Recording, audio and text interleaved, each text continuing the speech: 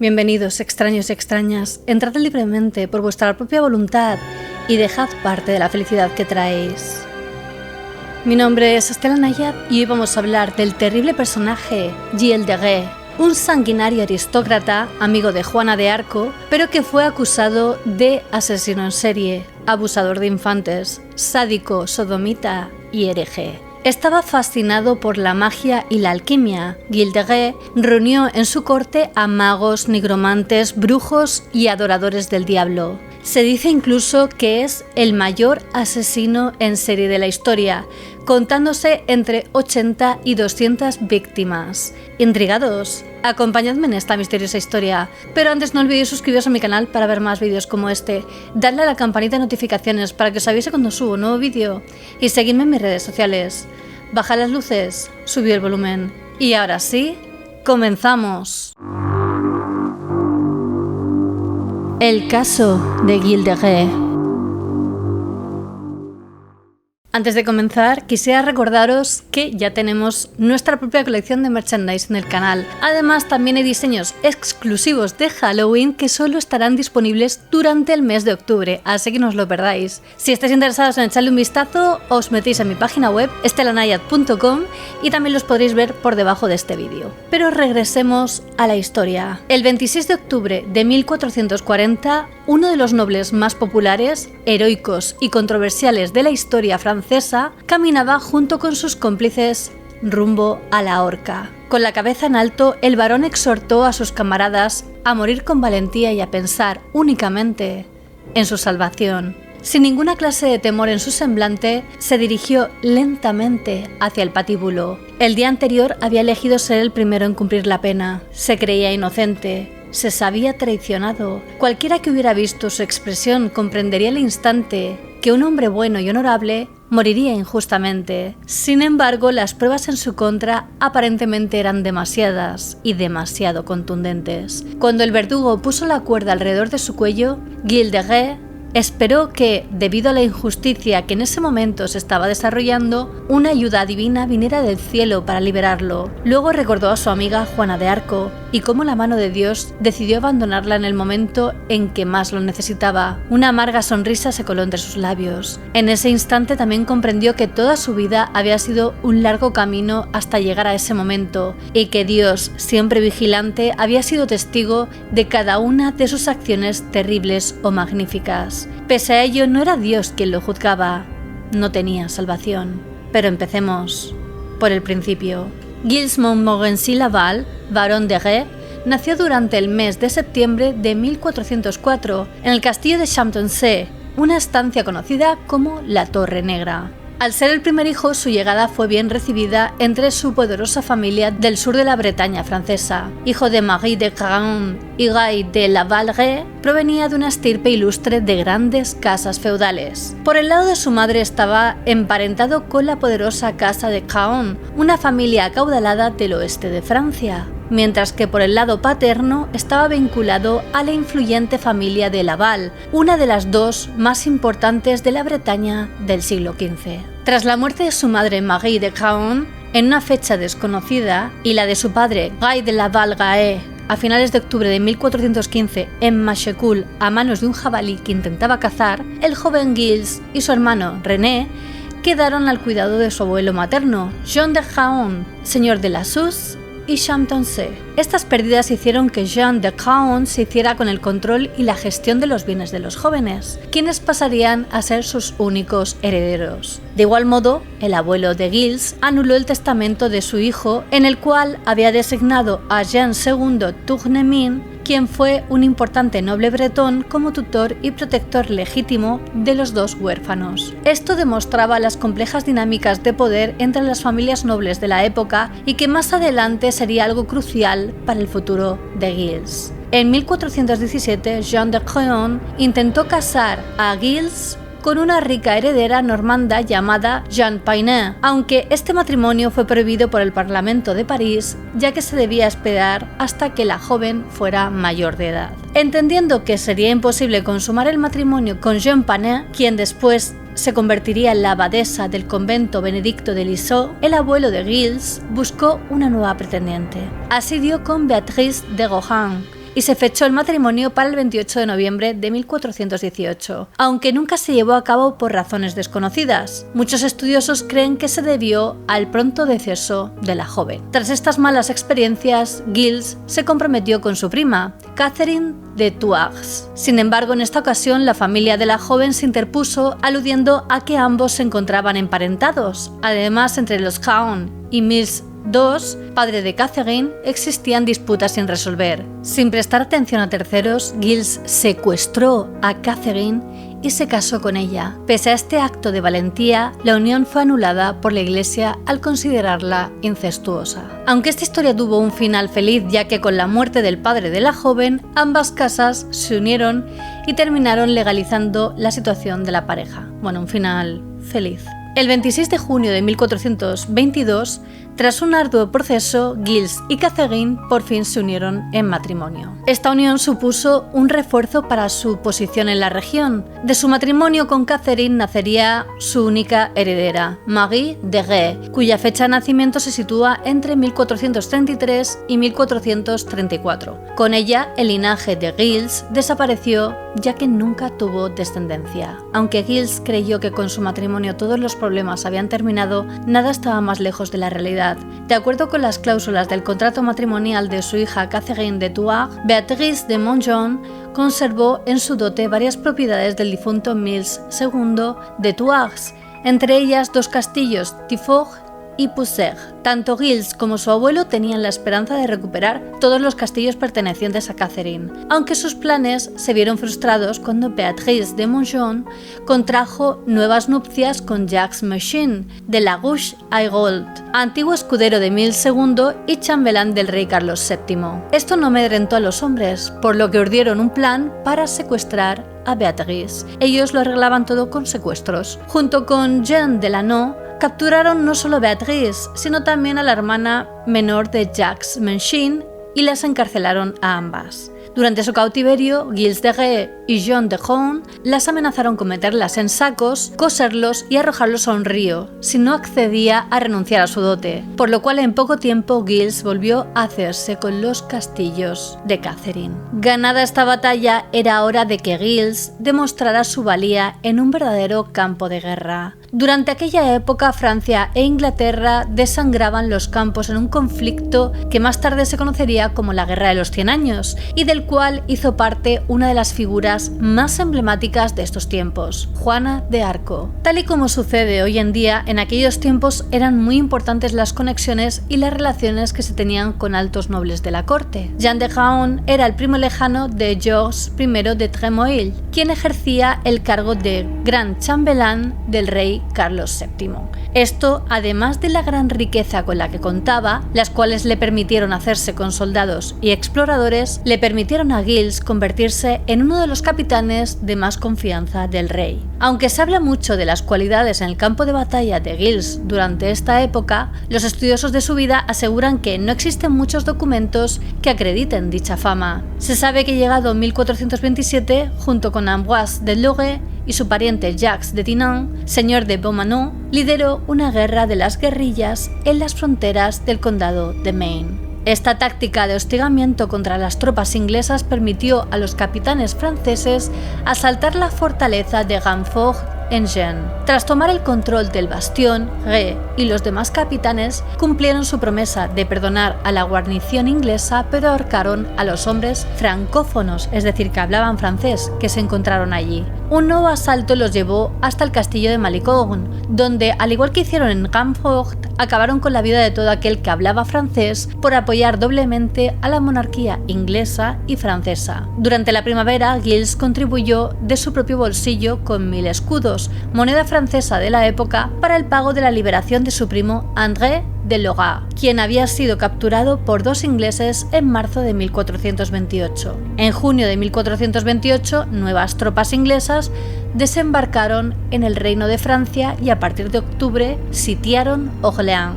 En este punto de la historia, hace acto de aparición una santa, Juana de Arco. El 23 de febrero de 1439 llegó a la corte de Carlos VII, ubicada en la ciudad de Chinon, con la intención de hablar con el rey. Durante su estancia en Chinon, Giles pudo ver a la joven antes de introducirse a la guerra. El objetivo de Giles era que Juan V, duque de Bretaña, lo ayudara a reforzar el ejército que se estaba reuniendo en Blois para asistir a la ciudad de Orléans, que en ese momento estaba siendo sitiada por los ingleses. Mientras tanto, tras varios interrogatorios por parte de doctores de teología francesa, tanto de la ciudad de Chinon como de Poitiers, Juana de Arco fue autorizada por el rey para acompañar al ejército al socorro de Orléans. El 25 de abril de 1429, Juana de Arco llegó a Blois, donde encontró un convoy de alimentos, armas y municiones listo, así como una escolta de varias docenas de hombres de armas y arqueros, comandada por Giles de Rais y Jean de Brosse, mariscal de Boussac. La escolta, pagada por Giles,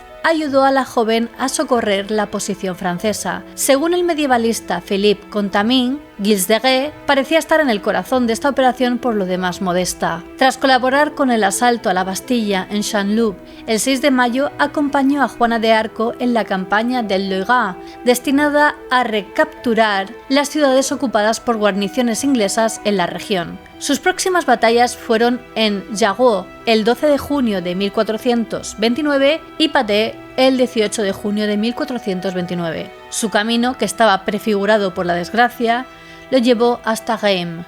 Durante la marcha, junto a Jean de Brosse, comandó la vanguardia del ejército francés. El 17 de julio, durante la coronación de Carlos VII, Giles fue elevado al rango de mariscal de Francia, en reconocimiento a su trayectoria militar. Un mes después vendría su primera prueba de fuego, cuando el 15 de agosto de 1439 el rey le confió su ejército cuando las tropas reales y las anglo-borgoñas se enfrentaron en Monte-Piloy. El 8 de septiembre, durante el sitio a París, la propia Juana de Arco pidió tener a Giles a su lado durante el asalto a la puerta de Saint-Honoré. Giles de Rais permaneció junto a Juana todo el día, junto a numerosos hombres de armas, tratando en vano de alcanzar y cruzar el muro parisino desde una zanja posterior. Una vez cayó la noche, Juana fue herida en una pierna por una flecha lanzada desde una ballesta. El sitio de París fue rápidamente levantado y el ejército de la coronación se retiró al Loga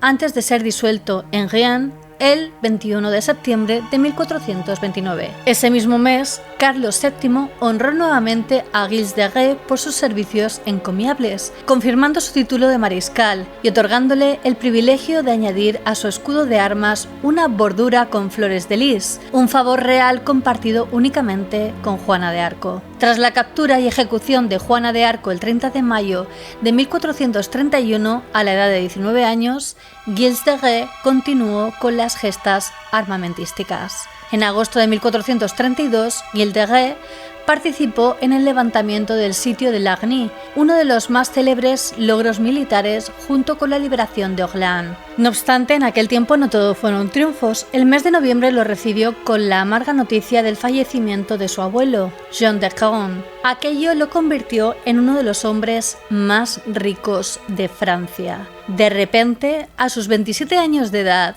Giles de Rais se vio sumergido en la abundancia. Tenía todo el oro y las tierras. Lo que no sabía él era que los siguientes años serían los más amargos de toda su vida. Primero llegaron los problemas económicos. A pesar de ser una de las personas más poderosas en Francia, despilfarraba el dinero sin ninguna clase de control. En una memoria realizada por sus herederos 20 años después de su defunción, Giles era acusado de llevar a cuestas un séquito de más de 50 personas, entre capellanes, monaguillos, músicos y sirvientes. Pese a la gran cantidad de datos financieros sobre Giles de Rais que se ofrecen en estas memorias, la verdad es que muchos medievalistas coinciden en que la fiabilidad de dicha fuente no es del todo segura. Para algunos, la importancia que se le deba dar es poca, ya que su propósito era anular las ventas pasadas de las propiedades de Rais, basándose en su supuesta prodigalidad insana. De igual manera, los documentos contables que se relacionaban con Rais se encuentran incompletos y toda verificación de lo que dicen sus herederos resulta sumamente difícil.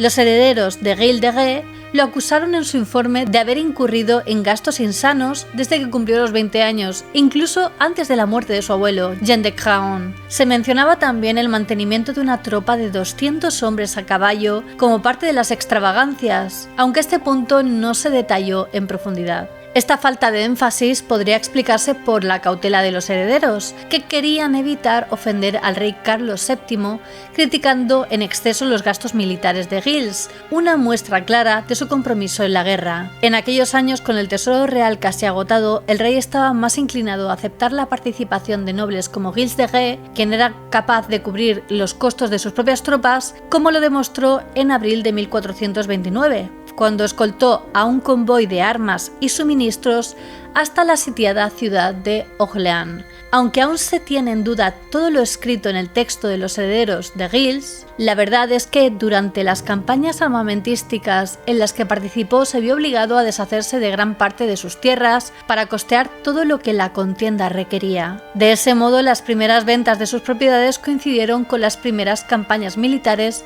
en las que se vio envuelto. Tras algunas ventas menores, vendió Bléson, una tierra patrimonial de su padre, por 5.000 escudos a su consejero militar, Guillaume de la Jaumière, señor de Martien-Briand. Esta transacción se cerró en 1429, un año marcado por grandes gastos derivados de las expediciones militares posteriores al levantamiento del sitio de Orléans. La pérdida de Bléson enfureció a Jean de Craon, profundamente indignado por la venta de la heredad familiar. Tras gastar más de lo que tenía, Gilles se vio incapaz de evitar que las tropas enemigas se apoderaran de Rancé en agosto de 1434, lo que le ganó el desprecio de Carlos VII. Además, su principal apoyo en la corte, Jules de la Trémolles, sufrió un complot por parte de sus enemigos y cayó en desgracia. Las tragedias apenas estaban empezando. René, el hermano menor de Gilles, decidió demandarlos junto a un grupo de parientes para impedir que siguiera vendiendo las tierras de la familia. El Parlamento de París le dio la razón y a través de un decreto le prohibió a Gilles continuar dilapidando el patrimonio familiar. Al verse golpeado desde todos los frentes, se dice que Gilles de Rais reunió en su corte un grupo de magos, nigromantes, brujos, adoradores del diablo y alquimistas con el afán de descubrir la piedra filosofal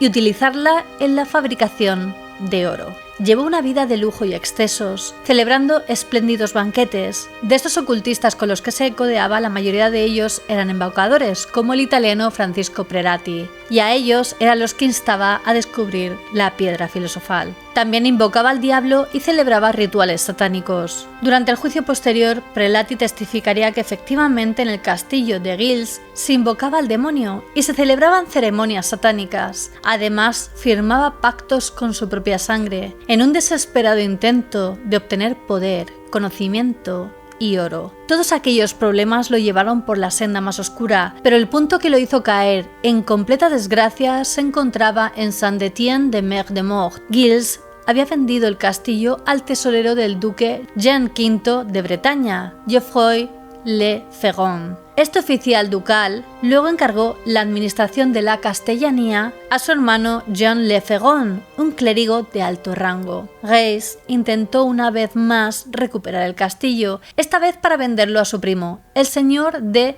Villevigne. Pero Jean Le Ferron resistió. En represalia, entre los días 15 y 16 de mayo de 1440, Gilles de Rais tendió una emboscada a un contingente de 50 a 60 hombres en un bosque cercano a Saint-Étienne-de-Mer-de-Mort. Armado y resuelto, entró en la iglesia parroquial, donde interrumpió la misa que oficiaba el sacerdote Jean Le Ferron. Con las palabras llenas de desprecio y amenazas, Rais lo insultó y le apuntó con una bisarma, un tipo de lanza cuyo hierro posee por un lado una forma de hoz o de semiguadaña, desde la que se proyecta una cuchilla aguda paralela a su asta, advirtiéndole que lo mataría si no abandonaba el santuario. El clérigo aterrado no tuvo más opción que seguir a Marquis Lenanot de Sebas, un capitán piamontés al servicio de Rais. Momentos después, las puertas del castillo de Saint-Étienne-de-Mer-Mort se abrieron ante los invasores y Jean Le Ferron fue hecho prisionero en sus propias tierras. No contento con esto, Rais también ordenó la captura de otros agentes ducales, como Jean Rousseau, sargento general del Ducado de Bretaña. Este acto desafiante no solo transgredía la majestad divina al vulnerar la inmunidad eclesiástica, sino que también atentaba contra el poder ducal al secuestrar a sus servidores. Todo ello además sucedía en la misma diócesis gobernada por el obispo de Nantes, Jean de Malestroit, quien también era el poderoso canciller de Bretaña. El duque Jean V no tardó en reaccionar, condenando a su vasallo a devolver la fortaleza a Jean Le Ferron,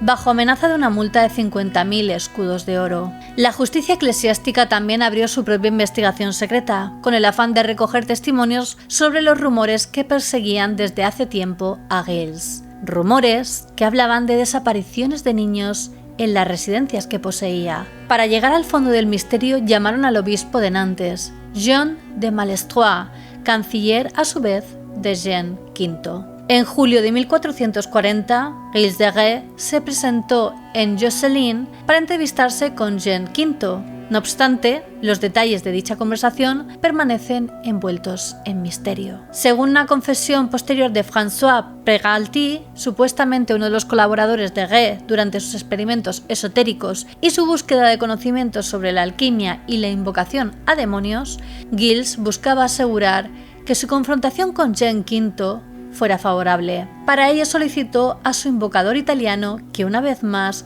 llamara al demonio Vagón en un prado cercano a Josselin, con la esperanza de obtener del espíritu oscuro una visión de las verdaderas intenciones de Jean V. Los resultados de la investigación eclesiástica fueron publicados el 29 de junio de 1440 en forma de cartas patentes por Malestroit. Rais fue acusado por rumores públicos de haber abusado y asesinado a numerosos niños, así como de invocaciones demoníacas y de pactos con el diablo. El Tribunal Eclesiástico de Nantes lo acusó de asesinato de niños, sodomía, invocación de demonios, ofensa a la majestad divina y herejía. El 15 de septiembre de 1440 fue arrestado en su castillo de Machecoul. Aunque en un principio negó todos los cargos, tampoco declaró su inocencia bajo juramento. Muchos creen que esta actitud se debía a que era demasiado orgulloso y al saberse inocente no quería regalar ningún tipo de victoria, por pequeña que fuera, a sus acusadores. Otros piensan que se debe a que toda su vida Giles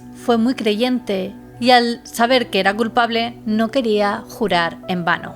Su grupo más cercano también fue acusado, entre ellos el clérigo François Prégalty, el sacerdote Eustache Blanchet, los sirvientes Henriette Réard y Etienne Corillot, conocido como Poitou, así como Tiffany Branchou y Perrine Martin, conocida como la Meffrayée, dos mujeres acusadas de ser las proveedoras de niños. Durante el juicio que se realizó contra Giles de Rais y sus compañeros, dieron testimonio múltiples testigos, muchos de ellos campesinos que trabajaban en sus tierras. Según ellos, sus hijos, en edades de entre los 8 y los 14 años, desaparecieron mientras realizaban labores en el campo. En las declaraciones se contabilizaron cerca de 200 desapariciones durante 7 años alrededor de las tierras de Giles de Rais. De hecho, se testificó que muchos de los familiares de los niños sospecharon del aristócrata, pero el terror de las consecuencias por denunciar ganó la partida. Según los testimonios, Giles de Rais contaba con un gran número de hombres que le llevaban constantemente niños para su perverso disfrute, aparte de estas mujeres que también le traían niños. Cuando el tribunal eclesiástico comenzó con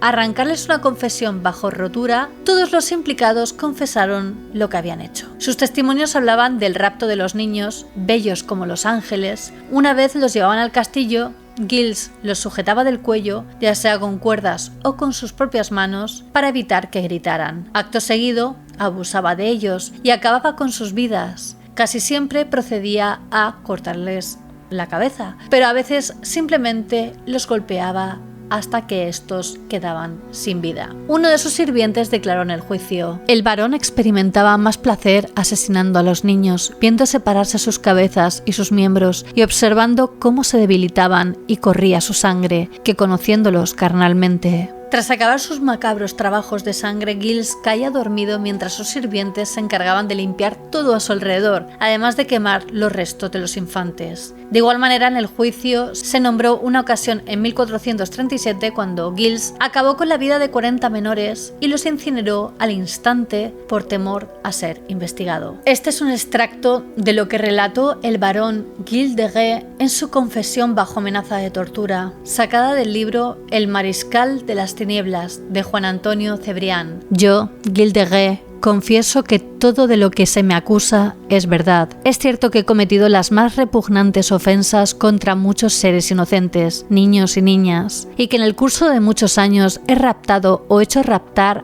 a un gran número de ellos. Aún más vergonzosamente he de confesar que no recuerdo el número exacto, y que los he matado con mi propia mano o he hecho que otros mataran, y que he cometido con ellos muchos crímenes y pecados. Confieso que maté a esos niños y niñas de distintas maneras y haciendo uso de diferentes métodos de tortura. A algunos les separé la cabeza del cuerpo, utilizando dagas y cuchillos, con otros usé palos y otros instrumentos de azote, dándoles en la cabeza golpes violentos. A otros los até con cuerdas y sogas y los colgué de puertas y vigas hasta que se ahogaron. Confieso que experimenté placer en herirlos y matarlos así. Gozaba en destruir la inocencia y en profanar la virginidad. Sentía un gran deleite al estrangular a los niños de corta edad, incluso cuando esos niños descubrían los primeros placeres y dolores en su carne inocente. Me gustaba ver correr la sangre, me proporcionaba un gran placer. Una vez se escucharon los testimonios y obtenidas las confesiones, el 25 de octubre, Gilles de Retz fue declarado culpable por el Tribunal Eclesiástico de apostasía herética, invocación de demonios y por el asesinato de 140 niños. El tribunal secular, por su parte, no se atrevió a dar una cifra exacta, aunque aclaró que eran varios los infantes asesinados. El jurado excomulgó y condenó a Gilles de Retz a morir en la horca, junto a dos de sus más cercanos ayudantes,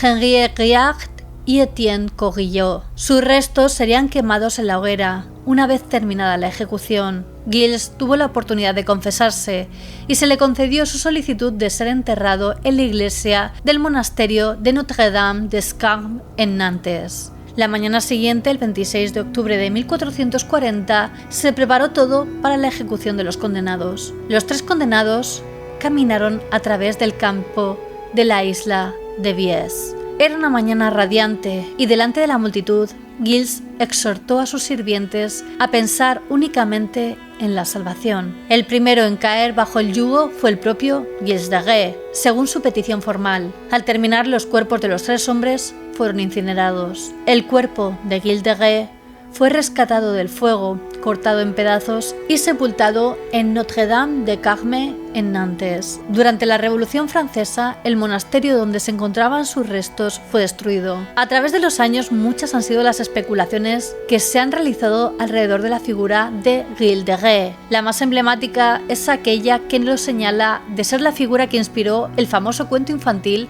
Barba Azul, popularizado por Charles Perrault en el siglo XVIII. En verdad, son muchas las similitudes que se pueden encontrar entre las dos figuras. En la historia, Barba Azul es un hombre acaudalado y misterioso que ha tenido varias esposas, pero que extrañamente cada una de ellas ha desaparecido. Para algunos estudiosos, ambas figuras comparten la posición social, su caída en la infamia y el interés por lo oculto. Y por último, los crímenes que comete Barba Azul lo llevan a su inevitable desgracia final, de la misma manera que ocurrió con Gilles de Retz. Pese a las historias y la idea que se tiene de Gilles de Retz, la verdad es que muchos historiadores continúan con el debate para saber si los crímenes por los cuales lo condenaron realmente ocurrieron. En octubre de 1992, Henri Juramy, destacado jurista y abogado francés, conocido por su trabajo en el campo de la historia y del derecho, presidió un jurado de expertos para constatar o no la veracidad de los cargos contra Gilles de Retz. En sus palabras, nuestra única preocupación es saber si la historia de Francia puede haber sido ensuciada por la condena de un inocente. El trabajo del jurado era repasar las pruebas del juicio. Al hacerlo se dieron cuenta de que nunca se han podido encontrar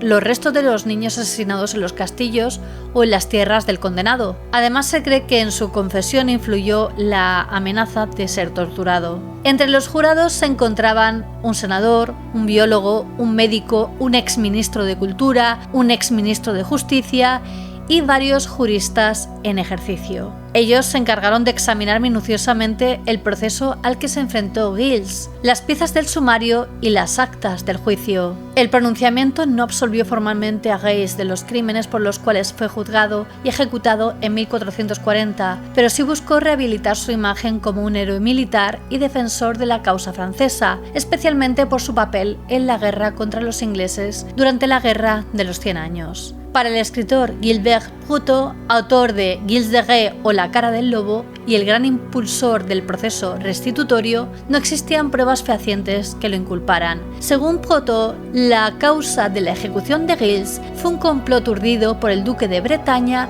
junto al obispo Jean de Malestroit para quedarse con las tierras del barón. Un autor francés asegura que las acusaciones fueron ayudadas por las actitudes de Giles, ya que todos los días consumía 5 litros de Hippocras, un vino de 22 grados de alcohol, y dedicaba 3 horas a sus oraciones. Además hay que tener en cuenta que Bretaña vaciló entre apoyar a Francia y apoyar a Inglaterra. A mitad del juicio, el duque de Bretaña firmó un tratado con Inglaterra. El juez de Gilles de Ré, Jean de Malestroit, era constantemente pro-inglés, y acabar con la fama, además del honor, de un héroe francés pudo ser un golpe perfecto en la guerra subterránea que se desarrollaba contra el Reino de Inglaterra. No obstante, la confesión de Giles es demasiado explícita y los testimonios en su contra muy descriptivos. Al final os voy a dejar con el último fragmento de su confesión. Sacad vosotros vuestras propias conclusiones. Yo soy una de esas personas para quienes todo lo que está relacionado con la muerte y el sufrimiento tiene una atracción dulce y misteriosa, una fuerza terrible que empuja hacia abajo. Si lo pudiera describir o expresar,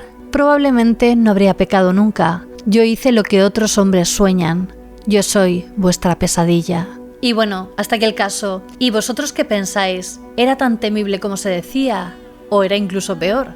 Decídmelo en los comentarios. Os recuerdo una vez más que ya tenemos merchandising del canal con diseños especiales para octubre, así que pasaos por la página en la descripción para poder ver todos los diseños. Espero que os encanten. Os recuerdo que ya tenéis disponible a la venta mi libro Monstruos Criminales, donde aparecen los casos criminales más bestias de la historia. Os he dejado también los links de mi equipo de grabación en la descripción por si os interesa conocer mi set de rodaje. Quería agradecer a mis mecenas de Patreon por el apoyo que me brindan. Sin vosotros no sería posible. Si vosotros también queréis apoyarme, os dejo el link a Patreon en la descripción, donde también podréis ver los beneficios de cada nivel. Y quería hacer una mención especial a los miembros de la Orden del Dragón: Alejandro Rebón Portillo, Douglas Prieto y José Antonio Esteve. Muchísimas gracias por vuestro apoyo y por ayudarme a seguir creando estos vídeos. Y ya sabéis que aprecio a todos mis extraños y extrañas, ya seáis nuevos o antiguos extraños del canal. Como siempre, me ayuda mucho que si os ha gustado el vídeo lo compartáis en vuestras redes sociales. Dale a like, así sabré que queréis que haga más vídeos como este. Suscribiros a mi canal y dadle a la campanita de notificaciones. No olvidéis seguirme en todas mis redes sociales, os las dejo por aquí y en la descripción, especialmente en Instagram, que es donde estoy más activa y subo un material muy interesante. Y ahora sí me despido, nos vemos en el próximo vídeo. Recordad que subo nuevos vídeos cada semana. ¡Hasta pronto!